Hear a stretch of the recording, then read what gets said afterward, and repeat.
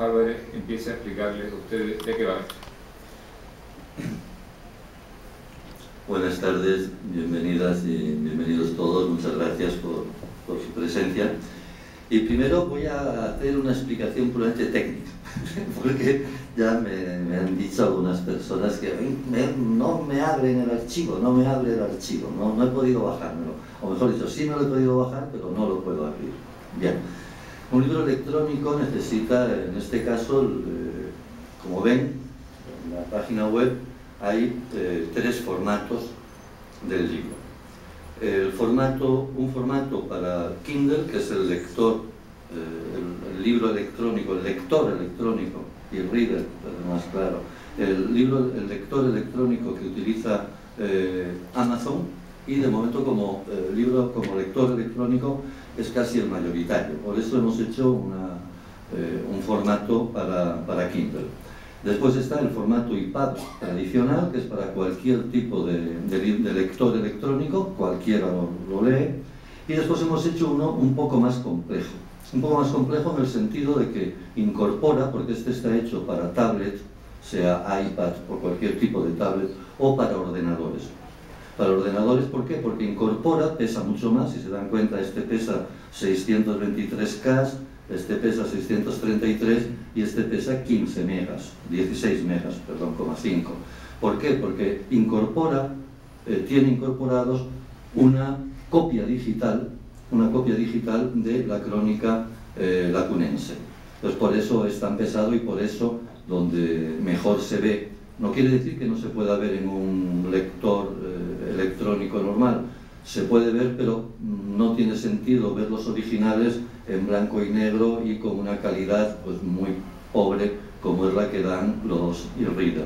Sin embargo, la tablet o el ordenador, el original, lo podríamos, sobre todo en las tablets, lo podríamos ampliar lo suficiente como para que cualquier persona que tenga curiosidad pueda leer el manuscrito original si tiene conocimientos paleográficos suficientes y paciencia, y mucha paciencia. Entonces primero voy a explicar cómo podrían ustedes hacerse con una copia del libro. Si es para ordenador, bueno, quienes manejen los e-reader o los libros electrónicos, no se lo explico porque lo han hecho todos los días, pero para quienes lo vayan a bajar a un ordenador o se lo bajan a su teléfono y es un teléfono, por ejemplo, un iPhone, el iPhone lo descarga perfectamente, cualquiera de ellos. Si tienen, normalmente pueden descargar mejor el EPUB o el completo y lo bajan directamente sin ningún problema. Bien, para bajar el libro, pues como ven aquí, esta flechita indica que si clicamos nos descarga el archivo. Aquí no tenemos wifi, por lo tanto voy a hacer un poco de trampa, yo ya me lo había bajado.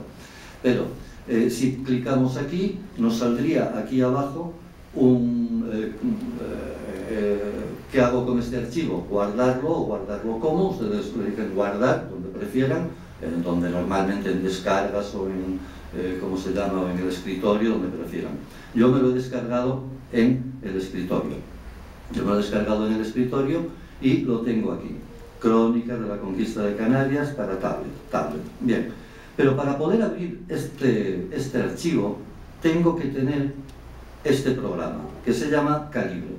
Este programa o algún otro programa que lea formatos EPUB. Este programa lo que tiene es que es gratuito, por un lado, es un programa gratuito, y por otro lado es un programa muy útil porque permite modificar los archivos, o sea, permite cambiar los archivos. Si tú te bajas un archivo PDF, lo puedes convertir en EPUB, o un archivo EPUB también lo puedes convertir en PDF. Una vez que me he descargado Calibre, lo ejecuto, le digo que lo ejecute. Cuando te preguntan, cuando descargas un archivo, te dice, ¿qué hago con él? Claro, lo quieres ejecutar, pues ejecutar. Una vez que se ha ejecutado, aparece en el escritorio un acceso directo. Es este que tenemos aquí, Calibre, Book Manager. Este programa es el que ya nos va a permitir leer cualquier tipo de libro electrónico, sea en... Esto vamos a borrarlo, ¿verdad?, para hacerlo de nuevo. sea en cualquier formato, sea en formato EPUB, sea en formato PDF, sea en formato, incluso un doc, un texto normal. Si le decimos convertir libro electrónico, aquí nos vendría que el libro en entrada, formato de entrada, aquí le diríamos EPUB, y formato de salida, si queremos, le podemos decir PDF, y así tendríamos el libro para poder imprimirlo, si queremos imprimirlo y poder leerlo en papel, también es posible. Vamos a abrir ahora el programa, el libro. Crónicas, lo vamos a abrir con el e-reader, le decimos abrir con, yo tengo varios programas, pero bueno, el programa que les aconsejo es este, el Calibre, porque es el más sencillo, es gratuito y además les sirve, como les digo, para convertir formatos de archivos. Una vez que le decimos que nos lo abra, pues lo añade a la librería y ya lo tenemos aquí. No tenemos más que clicar y nos aparece el libro electrónico.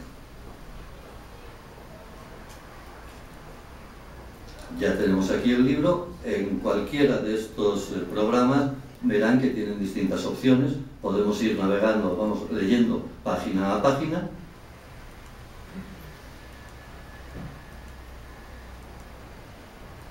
El índice, como todo libro electrónico, es interactivo, es decir, podemos navegar a cualquiera de los capítulos directamente, clicando sobre él, nos lleva al capítulo 4. Si queremos otra forma de ir sobre los capítulos, vemos aquí el índice. En el índice, lo mismo, podemos ir a cualquier capítulo directamente. Si se dan cuenta, que es la ventaja que tiene el formato EPUB, cuando la ventana se ha hecho más chica, el texto sigue siendo el mismo, no se ha comido texto, es decir, no tenemos que movernos. Esa es la ventaja que tiene el formato EPUB. El formato EPUB se adapta a cualquier pantalla. Es decir, si ustedes abren el libro en un iPad, pues el libro de repente puede tener en el iPad 350 páginas. Pero claro, si lo abren en un teléfono, que la pantallita es así de chica, pues tendrá 5.000 páginas, porque se adapta a la pantalla, es lo que tiene el formato EPUB. Este formato lo que nos permite es eso también, ir navegando por cualquiera de los capítulos. Vemos que tenemos la crónica obetense primero, después está la crónica lacunense, con los capítulos tal y como vienen en los originales, después la crónica matritense, y por último lo que encontramos son los originales del manuscrito. Y lo mismo, podemos ir viendo página a página, y en un iPad pues lo podremos ampliar hasta leer, si queremos, perfectamente el manuscrito. Esto en cuanto a la parte, digamos, técnica para que se lo puedan bajar quienes deseen leerlo. Bien, insisto, en ordenador, bien en libro electrónico, de cualquiera de los dos formatos. El mayoritario, que insisto, es el Kindle, o el más genérico, que es cualquiera de los otros libros electrónicos.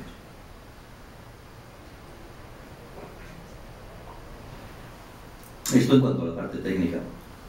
El resto, pues decirles que, primero, dar las gracias a la Económica, a Tomás Landevalle, porque cuando le presenté el proyecto, sinceramente se entusiasmó, y no solo se entusiasmó, sino que además, dado que había conseguido muy poquita financiación para el mismo, él fue quien se encargó de buscar sponsors que se implicaran en el proyecto y financiaran lo que faltaba, tanto Satocan, Juan Miguel San Juan, como don Julio Sánchez JSP. Agradecer también a Manuel Lobo, que hizo un prólogo, creo que sensacional, que además es un prólogo que explica muy bien y pone al lector en situación de qué han sido las crónicas, cuál es el origen de estas crónicas, que las crónicas, las tres de las que estamos hablando, son las que se conservan, pero que son copias de una crónica madre. Eso lo explicará él mejor ahora, que nunca ha aparecido, aunque él ya ha adelantado en sus estudios, ya ha deducido quién fue el autor de esa crónica, y cosa que hasta ahora pues, no sabíamos. Mi trabajo consistió en Bueno, o se me ocurrió cuando estaba trabajando tanto para la novela La pluma del arcángel como para la novela La señora de Beatriz de Bobadilla, pues leí varias veces las crónicas. Y más de una vez, más de una ocasión, me encontré que estaba leyendo por tercera y cuarta vez un párrafo porque no entendía nada. Hasta que conseguías la cuarta vez, ¡ay, claro! Es que la sintaxis de la época es muy complicada, no tiene nada que ver con la sintaxis actual, y también un montón de terminología que se hacía difícil de leer, y fórmulas que se reiteran mucho, ¿no? Y tal persona y repite el cargo 7 veces en el mismo párrafo, ¿no? Eliminando todo eso, la idea que se me ocurrió, no sé, a mí se me hace difícil de leer y conozco bastante la historia de Canarias, he leído ya muchos textos, imagino que a alguien que no conozca la historia de Canarias, pues se le va a hacer casi imposible. Pero fue cuando se me ocurrió plantearme esto. Problemas divertidos, algunos de ellos, como encontrar pues, los significados que yo, que a veces decías, bueno, ¿y qué diablos significa esto, ¿no? O una frase que les voy a leer ahora, que me tuvo dando vueltas muchos días hasta que pedí ayuda a la Academia Canaria de la Lengua, le mandé un mail y hace 2 días me respondieron, porque también parece que les costó encontrarle significado. Y efectivamente creo que sí, que es el significado que tiene que ver con el significado que ellos dicen. Pero claro, si uno lee en la crónica, aparece tanto en la ovetense como en la lacunense. Y al hablar de los gomeros, dice: sus armas eran varas tostadas de puntas agudas. Bien. Y eran braceros y certeros. Bien, braceros y certeros, bueno, vas al diccionario y sitúas bracero es quien lanza con el brazo, que además lanza muy fuerte, como sabíamos ya. Tú sabías que los gomeros en general, los canarios, de los gomeros en particular, tenían una habilidad, luchaban con piedras y palos y tenían una habilidad para lanzar piedras increíble y también para esquivarlas. Bien, hasta ahí estaba la cosa más o menos clara. Sus armas eran varas tostadas de puntas agudas y eran braceros y certeros, que la piedra que tiraban la escondían en la tapia y el cuerpo. Sinceramente me estuve devanando los sesos días, dándole vueltas, buscando el significado de tapia en el siglo XVI, en el XVII, a ver si es que había algún otro significado de la palabra tapia, porque no entendía qué diablos quería decir esa expresión. La Academia me responde con el siguiente texto que les leo textualmente y creo que da mucha luz y efectivamente nos aclara qué quiere decir. Efectivamente, las crónicas de la conquista denominadas ovetense y lacunense incluyen esas frases algo oscuras referidas a la forma en la que los aborígenes de las islas lanzaban piedras, generalmente para atacar al enemigo. Si se revisan todos los usos de tapia en los textos de estas crónicas, no encontramos diferencias con el sentido que tiene la palabra en la actualidad. Es decir, la voz se usa normalmente como cada uno de los trozos de pared que de una sola vez se hacen con tierra amasada y apisonada en una horma. Diccionario La RAE. El texto de Gómez Escudero, otra de las fuentes históricas de la que disponemos sobre la conquista de las islas, puede dar luz sobre este asunto. Se dice en el capítulo 19, cuando habla de las habilidades de los aborígenes para el ataque, que lo que mejor les parecía, en lo que más confiaban, era en las piedras tiradas a brazo, con tanta fuerza, que es cosa no creída lo desbaretada una piedra aún más daño que la bala del arcabuz. Tirada a las tapias del Real de las Palmas, las metían dentro más de 2 dedos, aunque la tapia estaba fresca, pero un español, con otra piedra, no hacía más que señalar onde dio. Cortaban una penca de palma a serse con un hacha de una pedrada. Parece, por tanto, que la frase, que la piedra que tiraban la escondían en la tapia y cuerpo, debe entenderse en el sentido de que eran tan certeros y lanzaban las piedras con tanta fuerza, por ser braceros, como se dice, que lograban incrustarlas y hundirlas en tapias o cuerpos. Pues esta es uno de los, creo que es la frase más oscura con la que me encontré en todas las crónicas. Pero al final es cierto que creo que es la única explicación posible. Pero también, de luego, había otras curiosidades. Bueno, pues, que todo el mundo puede, hoy sí hay palabras que se entienden y las dejé tal cual. Por ejemplo, regocijo uno la entiende, ¿no? Los días de fiesta, se hicieron fiestas y regocijos. Eso creo que no haría falta ninguna explicación. Sin embargo, y ya termino como última curiosidad, que también me hizo mucha gracia, y bueno, creo que hasta que encontré el significado, dice, más o menos refiriéndose a la isla de Gran Canaria, que en los primeros años la isla se enriqueció muy rápidamente y se ennobleció mucho gracias al azúcar, ¿no? Y dice, tanto que en un regocijo en la ciudad de Galdar, en la plaza, se llegaron a ver tantos caballos regalados. Y regalaban caballos, ¿no? ¿Cómo es esto? Bueno, pues el caballo de regalo era el caballo de lucimiento.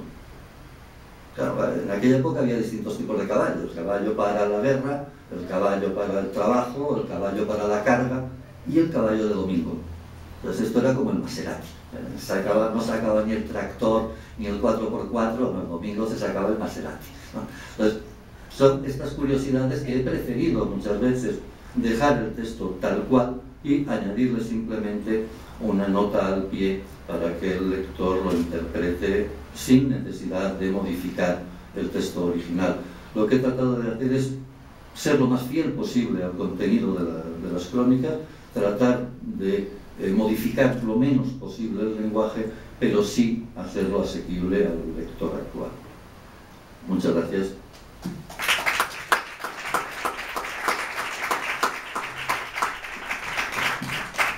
Como decía el prólogo, era el profesor Manuel Lobo, que se lee fantásticamente bien y que te sitúa perfectamente, y la única cosa que uno lamenta es que a continuación o por allí también esté la crónica de, la conquista de Gran Canaria que publicó el año pasado, que debería estar también en algún rincón.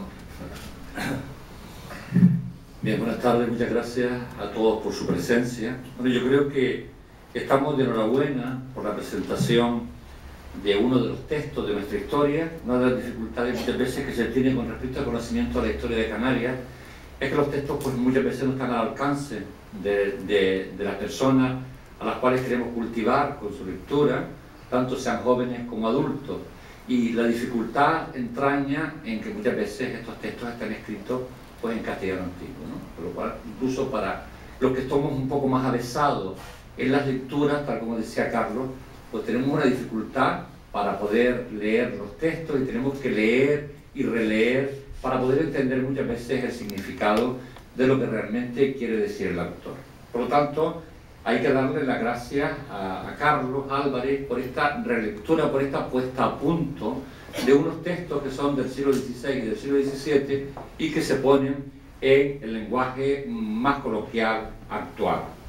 Y en segundo lugar también la importancia que tiene de que esto pueda permitir el acceso libre y gratuito a todas las personas a través del libro electrónico de la web. Y sobre todo, otra cosa que me parece que es interesante en este aspecto relacionado con la cultura ha sido la participación de entidades públicas y privadas para dar a la luz directamente estos textos.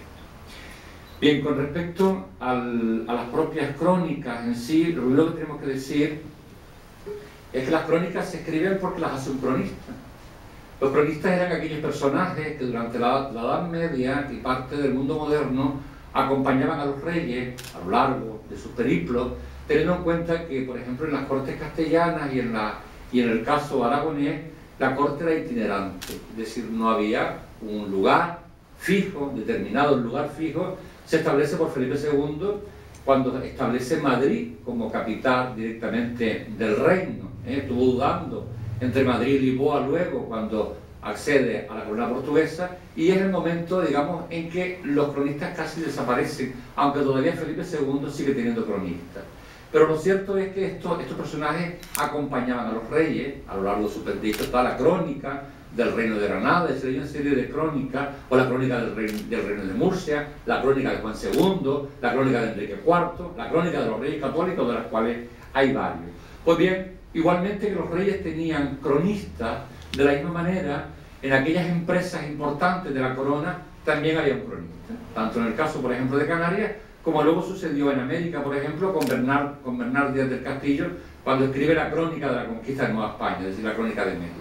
Bien, en Canarias tenemos dos tipos de crónicas. Tenemos una crónica de comienzos del siglo XV, escrita por dos capellanes, Bontier y Leverrier, las conocidas como crónicas normandas o crónicas francesas de la conquista de Canarias, que se refieren preferentemente a Lanzarote, Fuerteventura, La Gomera y El Hierro. Y luego está la crónica de la conquista de Canarias, que en el fondo es la crónica de la conquista de Gran Canaria. Es una crónica de la cual hay varias versiones, porque fue una crónica que se repite a lo largo del tiempo en los siglos XVI y XVII. Hay tres, que son las que se han elegido para esta edición, que son las conocidas como obetense, matritense y lacunense, llamadas así por el lugar donde se encontraron, en La Laguna, en Madrid y en Oviedo. Pero además de ellas, de estas tres, hay otras, como son la de Gómez Escudero y la de Antonio Cedeño, que son también versiones justamente de estas primitivas crónicas, al margen de que hay otras también adjudicadas pues, a Jaime de Sotomayor, etc. Pero ninguna es la auténtica, ninguna es la primitiva, ninguna es realmente la natural. La natural está desaparecida. Conocemos su referencia y su presencia porque aparece en los repertorios de los siglos XVI, XVII y XVIII, incluso hasta el XIX, y fue una crónica que fue variando de biblioteca. Estaba en la biblioteca de los condes de Villaumbroso, luego en los de Montealegre, pero luego esas bibliotecas que pasaron a formar parte de la Biblioteca Nacional y de la Real Academia de la Historia, pues pasaron las bibliotecas, pero no pasó la crónica. Esa es la crónica de Pedro de Argüello. Pedro de Argüello fue un personaje que llega como escribano de la conquista con Juan Rejón y que luego continúa con Pedro de Vera. Por lo tanto, ese es el verdadero autor de la crónica, la llamada crónica madre, en la cual estamos todos los historiadores de acuerdo y que no la hemos encontrado ninguno de nosotros a pesar de las pesquisas que se han hecho. Bien, ¿cuáles son las que conocemos? Las que conocemos son justamente las versiones que se hacen partiendo directamente de aquello, en la cual cada uno de estos cronistas, que son anónimos, porque no sabemos quiénes son los autores, por eso se llaman matritense, lacunense y obetense, no se sabe quién las hizo, aunque se le adjudican a algunos personajes que participaron en la conquista, van variando la crónica en función de sus intereses. Hay una de las crónicas que es favorable a Juan Rejón, porque Juan Rejón era un hombre que tenía además simpatizantes entre la hueste. Hay otra crónica que es favorable a Vera, a Pedro de Vera, y hay otra que es tan resumida y tan sintética, que es la matritense, que se pierden en el camino pues muchas de las informaciones que nos dan el resto. Pero no es una crónica solo de la conquista, que esa es la importancia, es una crónica realmente de la historia de Canarias. ¿Por qué?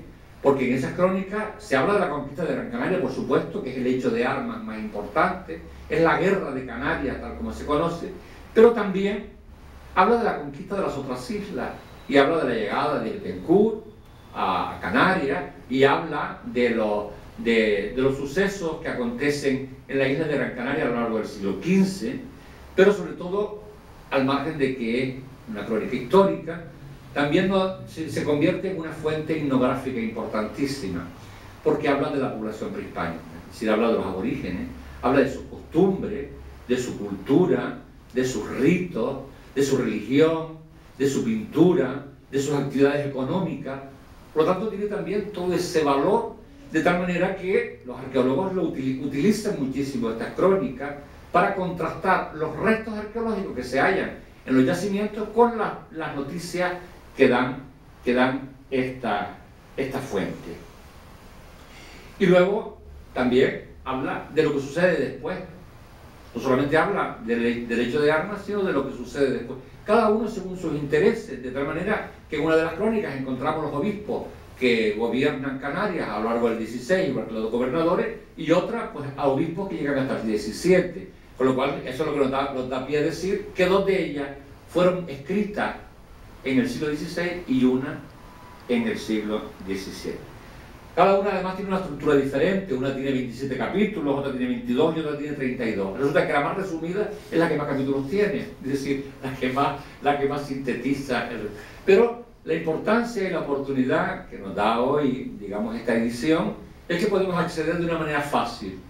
Podemos leerla de una manera igualmente que se puede leer un texto actual y además con una cierta continuidad frente a lo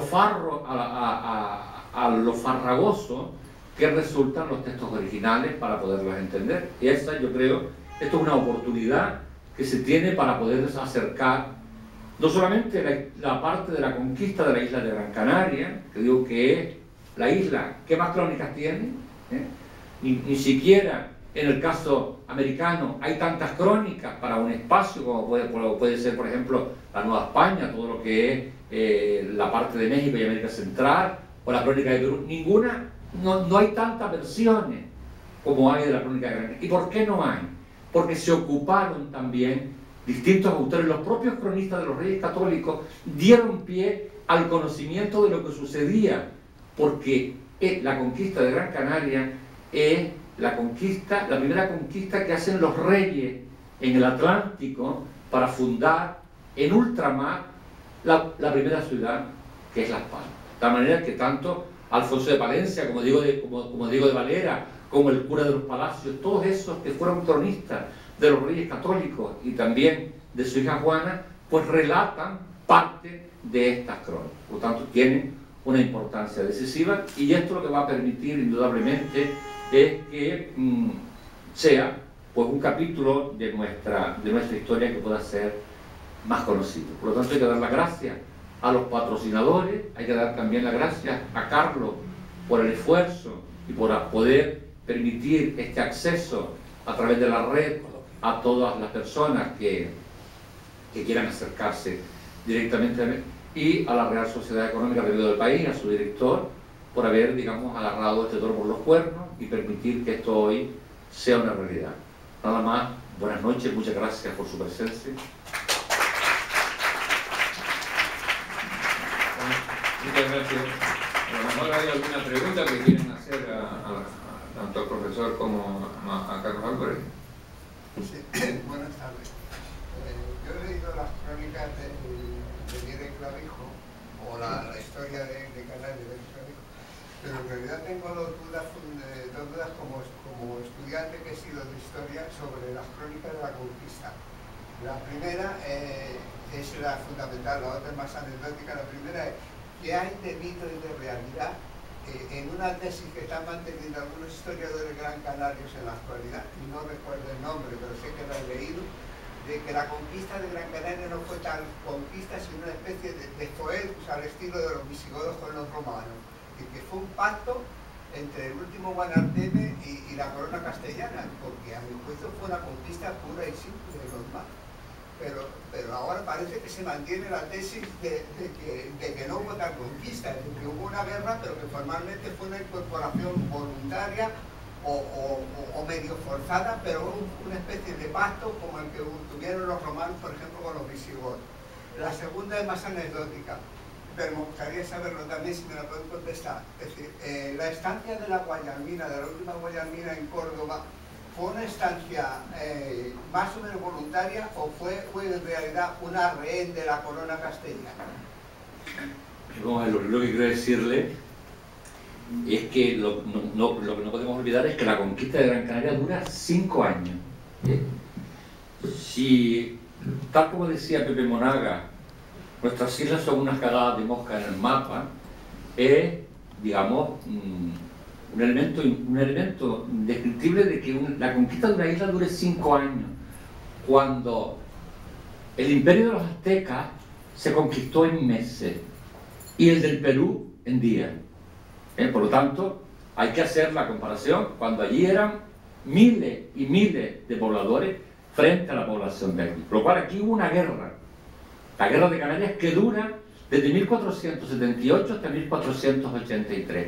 ¿Qué sucede? Lo que sucede es que en 1482, un año antes de acabarse la conquista, y al ver, digamos, la situación en la que se encontraba la realidad de la guerra, Fernando Guanarteme, el Tenezor Semidán, al ver que su pueblo se mermaba y que su pueblo disminuía porque iba muriendo, morían no solamente por la guerra, morían por las modorras, es decir, por las enfermedades, lo que se llama la guerra biológica, y que a su vez seguían llegando de Castilla una serie de monstruos, que eran los barcos, de los cuales de su barriga salían miles de hombres a medida que se agotaban, decide pactar.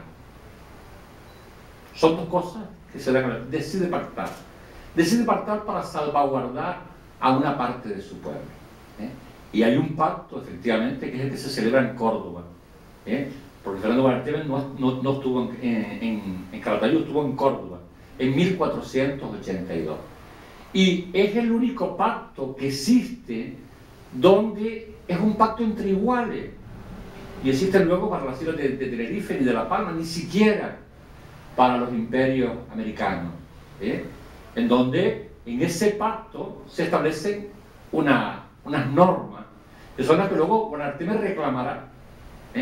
Tanto las reclama y tan pejiguera se pone Guanarteme que todo hace indicar que lo envenenaron, porque hace 3 viajes a la corte, y cuando estaba preparando su 4.º viaje muere en unas circunstancias extrañas en la isla de Tenerife.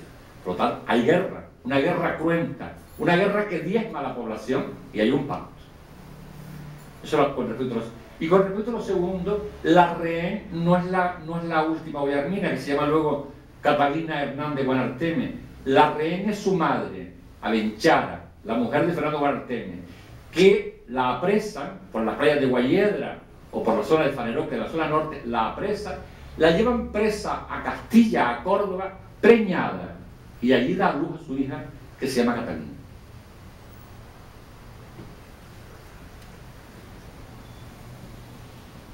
¿Alguna otra pregunta? Pues nada, pues muchísimas gracias y que disfruten de la lectura. Gracias, buenas noches.